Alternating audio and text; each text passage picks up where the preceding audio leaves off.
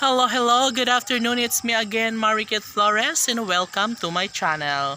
Yes guys, sadya nga naman na hindi talaga natin mapipigilan pa ang kung ano man ang ating nasimulan. Araw-araw ay dapat nating pakatandaan na sadyang ang lahat ng mga pagsubok ay lilipas lamang. So, laban at kahit ano pa ang mangyayari ay dapat na mananatili sa ating puso ang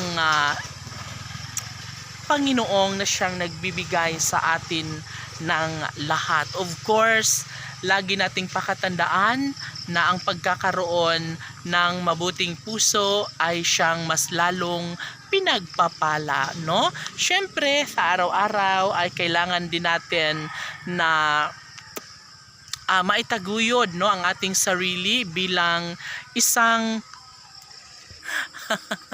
tunay na nagmamahal. Of course, dito muna tayo sa ating vlog dahil nga naman sadya nga naman na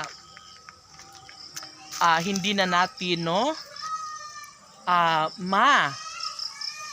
pagtagumpayan ng isang bagay kung susuko lang tayo. So dapat tuloy-tuloy lang at dapat napatunayan natin sa ating sarili kung gaano tayo tatag, no? Kahit sino pa at kahit ano pa ang mangyayari ay talagang mananatili sa ating puso't isipan ang pagiging positibo dahil walang imposible na baka isang araw ay mabigyan din ng katuparan ang lahat ng ating pangarap. So halina kayo sa ating vlog dahil sadya nga naman na mayroon tayong update sa ating pananim ngayon, lalong-lalo na ang ating sunflower na siyang nagbibigay kasiyahan sa aking puso.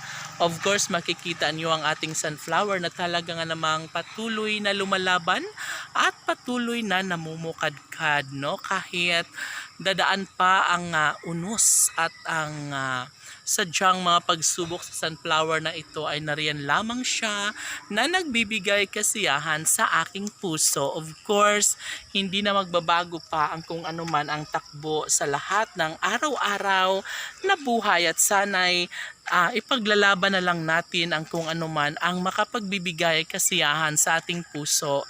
Alam nyo ba na sadyang ang mga petchay na ito ay sadyang nga namang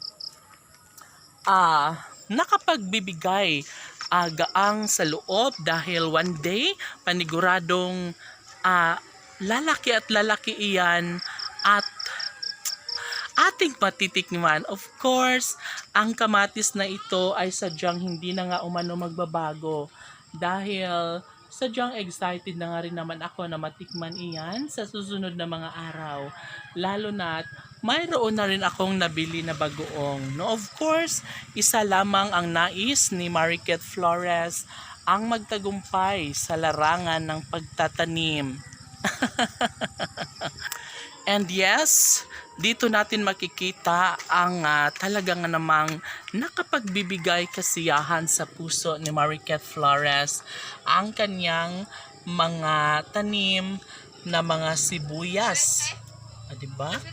Mga sibuyas na siya nga namang nagbibigay kaligayahan sa puso't damdamin, hindi lamang kay Mariket, maging sa kanyang mga pamilya. Of course, hindi na umano magbabago pa ang kung ano man ang nasimulang pag-ibig, no, ni Mariket Flores dahil ito na nga umano ang pinaka-inaabangan ng lahat na sana'y mas magiging makatotohanan na, mas magiging matagumpay at nararapat lamang umano na ipaglalaban ang lahat ng bagay dahil one day ay panigurado umano na mauubos at mauubos rin ang lahat ng mga petchay na ito na maitanim din sa mga black pot, mai-transplant na siya. Of course, sigurado na umano ang taong bayan na sadyang hindi na magbabago pa ang kung ano man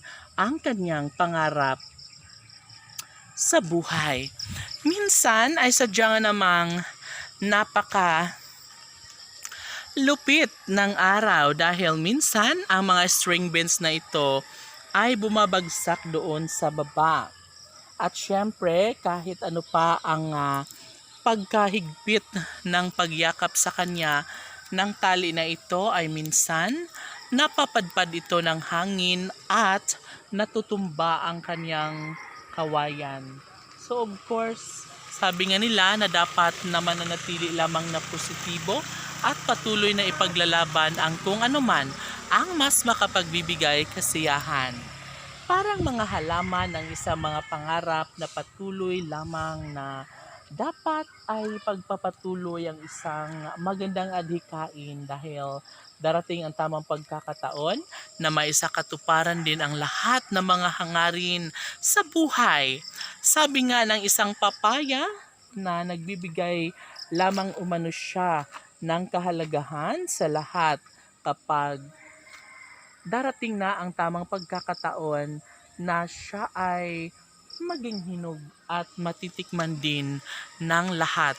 Sana nga ay mas magiging happy ang lahat. Thank you so much!